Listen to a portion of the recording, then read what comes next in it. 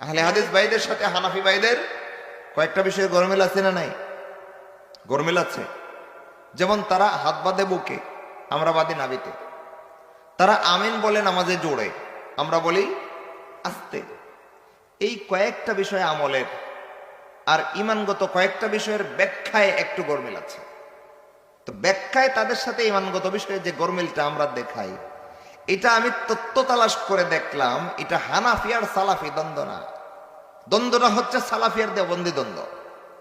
মূলত যে আকিদাগুলোর ক্ষেত্রে তাদের সাথে আমরা বিরুদ্ধাচরণ করতেছি আটঘাট বাইন্ধা, ওই আকিদাগুলোর ক্ষেত্রে ইমাম আজম আবু হানিফা রাহিমাহুল্লাহর আকিদা তালাশ করলে গিয়ে দেখা যায় সালাফের আকিদা আবু হানিফার আকিদা সেম, সাওয়া সাওয়া এক আকিদা।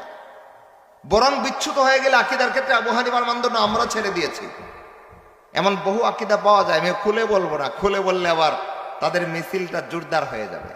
বোঝার যোগ্য তারা এখানে মিছিল দিতে পারে।